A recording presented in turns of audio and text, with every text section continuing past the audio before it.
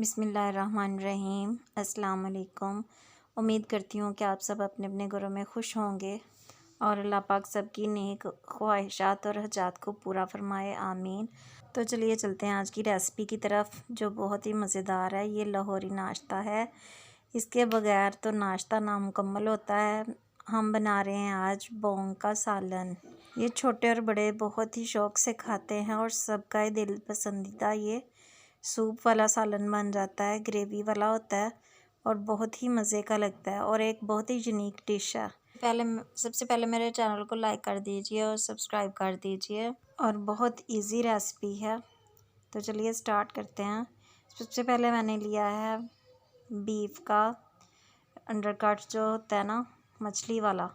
ये मछली है, इसको मैंने कटिंग करवा लिया है। ये बहुत बड़े बड़े पीस होते हैं, तो आप भी इस तरह छोटे छोटे पीस करवा लीजिएगा। ये पकाने में आसान हो जाता है और भुनने भी आसानी हो जाती है। इसमें मैंने नली ली हैं 3-4, जितनी भी आपको पसंद हो वो आप अपनी मर्ज़ी से डलवा सकते हैं। ये तकरीबन 3.5 किलो या 4 किलो इसका वज़न है। ये मैंने ले लिया। प्याज लिया मैंने आधा किलो, आप इसको स्लाइस में काट लीजिए। नमक लिया मैंने 1 टेबलस्पून, अजवाइन 1/2 टीस्पून लिया, हल्दी 1 टीस्पून, सूखा धनिया लिया मैंने 1 टेबलस्पून, सुर्ख मिर्च लिया मैं 1 टेबलस्पून, पेपरिका पाउडर लिया मैंने 1 टीस्पून, कलौंजी 1 टेबलस्पून। दालचीनी के मैंने 3 स्टिक्स लिए हैं, इनको मैंने तोड़कर छोटे छोटे पीस कर लिए हैं। इलायची ली हैं 4 से 5 अदद, बड़ी इलायची ली हैं 3 अदद, काली मिर्च लिया 1 टीस्पून, और ज़ीरा लिया सफ़ेद मैंने 1 टेबलस्पून। कुटा हुआ लहसुन और अदरक का पेस्ट लिया मैंने 4 टेबलस्पून। चलिए अब हम कुकिंग की तरफ चलते हैं। एक खुले मुंह वाले बर्तन में मैंने 1 कप मैंने डाल लिया कुकिंग ऑयल का। सबसे पहले मैं इसमें लहसुन अदरक का पेस्ट डालूँगी और इसको हम हल्की आंच पर गोल्डन ब्राउन कर लेंगे। और आप इसको स्टार्ट में हल्की आंच पर ही रखिएगा, क्योंकि मसाले वगैरह भूनने होते हैं। तो तेज़ आंच पर आप भुनेंगे ना तो उसका वो कड़वाहट आएगी, भुने हुए नहीं लगेंगे आपके। अब हम इसमें प्याज डाल देते हैं और इसको भी हल्का सा गोल्डन कर लेते हैं। दूसरी साइड पे हम खड़े मसाले जितने भी हैं इनको आपस में मिक्स कर लेंगे और इसको हम ना ग्राइंड कर लेंगे। हड्डी मैंने अलहदा कर लिया और गोश्त के जितने भी पीस हैं मैंने अलहदा प्लेट में डाल लिए हैं सब। ये देखिए, इनका क्या करना है ये आगे चल के मैं आपको बताती हूँ। प्याज हल्का सा हमारा हो चुका है नरम। अब हम इसमें जितने भी गोश्त के पीस थे हड्डी के बगैर वो हम शामिल कर देंगे और इनको हल्की आंच पर ही हम भूनना स्टार्ट करते हैं। इसको तकरीबन 10 मिनट लगेंगे भूनते भूनते।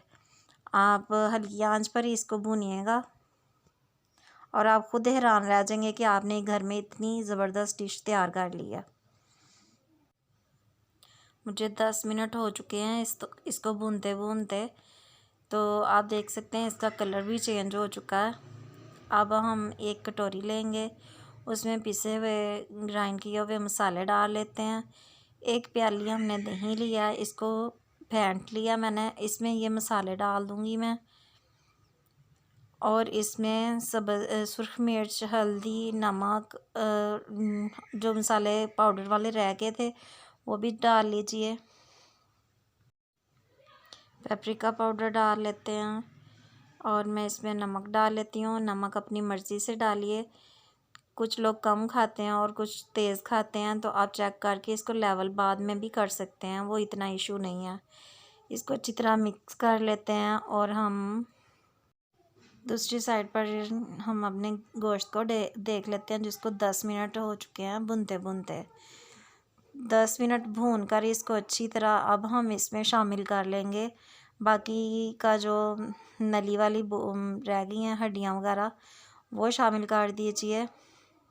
इसको मज़ीद 5 से 7 मिनट तक हम हल्की आंच पर ही भूनेंगे और इनका भी कलर जो है वो हम चेंज कर लेंगे भून भून कर। इस स्टेज पर ही आप जितना भून सकते हैं भून लीजिए, क्योंकि इसके बाद हम भून नहीं सकते। आप देख सकते हैं इसका कलर चेंज हो चुका है। अब हम इसमें दही मिला मसाला शामिल कर देते हैं। अब फ्लेम आप थोड़ी सी हाई कर दीजिए, लेकिन बहुत ज़्यादा हाई नहीं करनी है क्योंकि इससे मसाले हमारे जल जाएंगे। अब आप इसको मज़ीद 5 से 7 मिनट तक और भूनिए और इसका दही का पानी खुश्क हो जाएगा और ये घी छोड़ना शुरू कर देगा। ये डिश काफ़ी तरीक़ों से बनती है, लेकिन मुझे दो ही इसके तरीके ज़्यादा पसंद हैं। इंशाल्लाह ताला मैं इसका दूसरा तरीका भी आपसे कभी शेयर करूँगी। तो फ़िलहाल हम इसको फोकस कर लेते हैं। इसने घी छोड़ना हल्का हल्का शुरू कर दिया, आप ये देख सकते हैं। इसको भूनते हुए मुझे 7 मिनट हो चुके हैं और आप देख सकते हैं कि ये कितना अच्छा भुन चुका है। ये अभी कच्चा है, लेकिन इसकी लुक ऐसी बन चुकी है कि ये बिल्कुल रेडी है, ऐसा लग रहा। तो चलिए अब हम इसको प्रेशर में ट्रांसफ़र कर लेते हैं, क्योंकि इसकी जो जितना हमें गला हुआ चाहिए और ये प्रेशर में ही गल सकता है। तीले में भी गलाते हैं, लेकिन वो काफ़ी ज़्यादा टाइम लग जाता है।